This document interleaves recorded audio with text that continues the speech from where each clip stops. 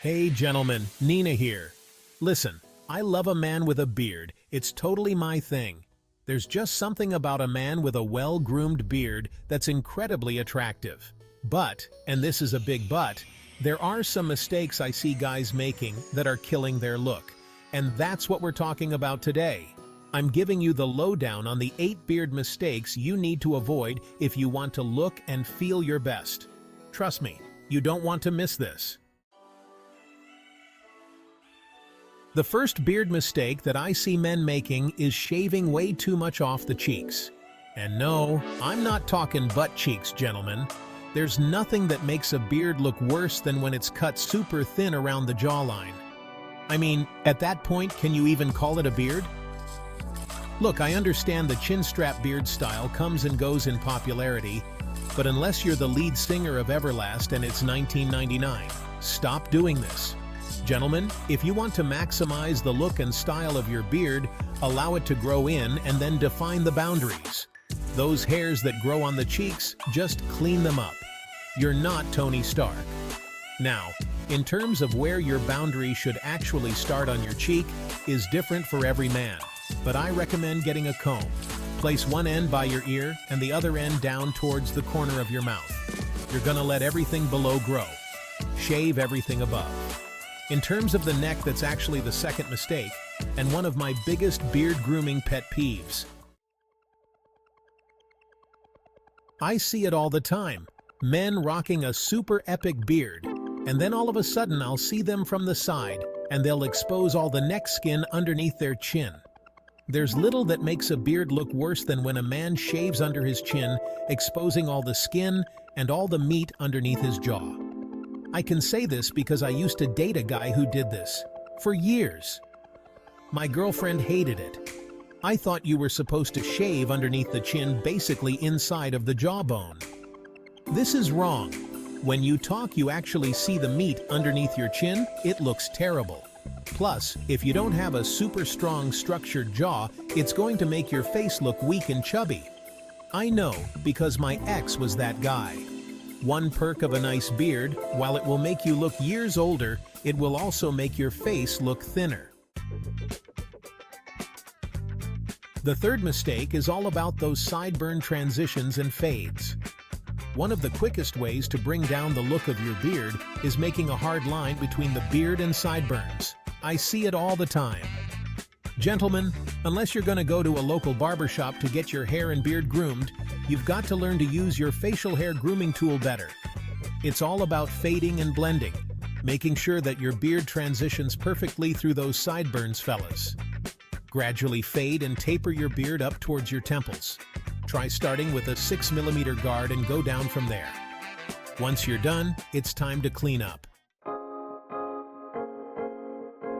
Chapter 4. Forgetting to clean up your mess. Unless you like constantly frustrating your roommate or partner, this step is crucial. Don't be that guy who leaves hair all over the bathroom every time he shaves. Clean up is super simple, especially when you use a grooming tool like the Zelux VacGroom Grooming Vacuum Cleaner for men. Just turn it on and get to work. When you're finished, all you have to do is open it up, dump it out, and you are ready to rock. I love my Zelux VacGroom because it's also perfect for cleaning up your manscaping mess, plus it's also USB chargeable. The bottom line, a grooming vacuum is a game changer. It's also a relationship saver because I used to get in so much trouble with my lady. She'd be like, "Lance, you know I love the beard. You look sexy AF. And don't get me wrong, I'm super glad you don't have a 70s porn star man bush. But for God's sake, I'm tired of stepping on pubes and cleaning up after you." Chapter 5. Not using a beard moisturizer. Let's talk about dry, flaky skin and how to get rid of beard ruff for good, as in dandruff flakes in your beard and on your shirt. Guys, beard dandruff is a thing, and if you're going to be rocking any type of facial hair, it's critical that you moisturize the skin underneath the beard. In terms of moisturization, there are 2 different aspects.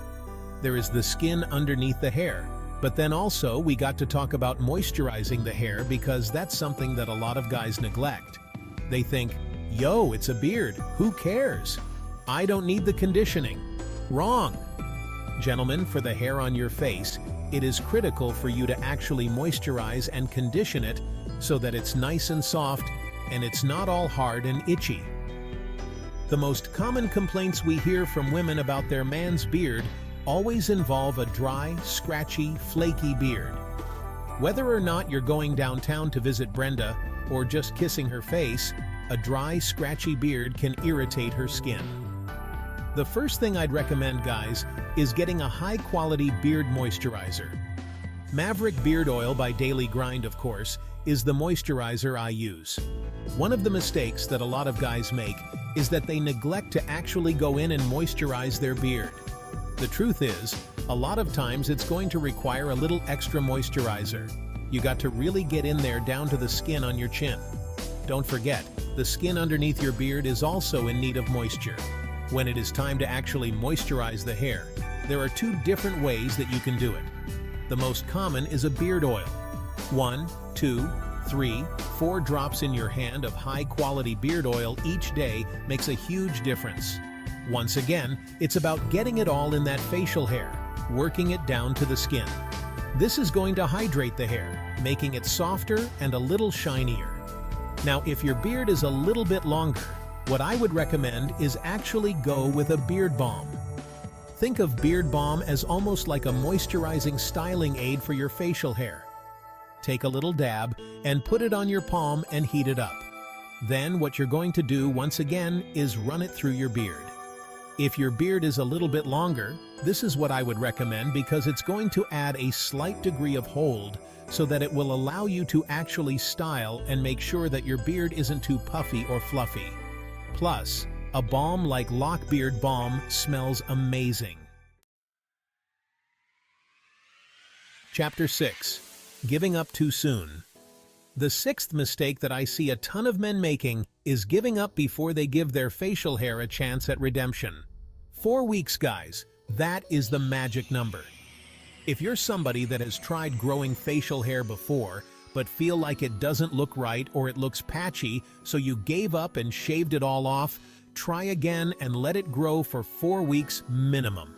Just let it grow. Let's see what actually happens, but if you're actually shaving at 2 weeks, possibly 3 weeks, you're not allowing the hair to get long enough to actually cover up the patchy areas. Chapter 7. Not brushing your beard. Combing and brushing your beard is very important, and that's for several reasons. For one, when you apply that beard oil, the comb or the brush helps distribute the beard oil evenly through your beard. On top of that, it helps to make sure all your beard hairs are growing in the same direction when you comb and brush it. Combing and brushing your beard actually makes it easier to maintain your beard and easier to trim it neatly and evenly. If you've got a thin area, try brushing it in order to camouflage or cover that area. You can actually make your beard appear thicker by brushing. Brushing actually stimulates and brings blood flow to the surface, making your hair grow thicker, fuller, and faster. Now, when it comes to whether you should use a comb or brush, it's pretty simple. Shorter beards like mine use a comb. The longer your beard gets, start using a brush. And for my guys that use a beard comb, I highly recommend you use a wood comb as opposed to a plastic one. Plastic can break off dry ends and pull on your hair. A good wooden comb is much smoother and easier to use. But either way, whether you're using a beard comb or brush, make sure it's part of your beard maintenance routine. If after 4 weeks it's just not in the cards and your hair is very patchy and thin and you don't have a lot of coverage, I would recommend trimming it short. Short, thin, patchy beards look better than long, thin, patchy beards. That is just an undeniable fact. Chapter 8. Overdoing it with hairstyling products. As I mentioned above, when it comes to styling your beard, aids like beard balm or beard butter can help. But a little bit goes a long way, especially when you're using high-quality beard products like the ones made at Daily Grind. Applying too much product can lead to buildup that weighs hair down and is difficult to remove, and it can end up making hair appear greasy, stiff, or flaky, depending on what kind of styling aids you use. Try only using a dime-sized amount of product at once. You can always use more as needed. To address buildup due to frequent over-application, wash your hair with a clarifying shampoo. Thanks for watching, gentlemen. If you found these tips helpful, make sure to like, comment, share, and subscribe. Keep rocking those beards. And for all you ladies out there, if you've got a man with a beard, make sure you send this video his way. He'll thank you for it. Until next time, stay handsome.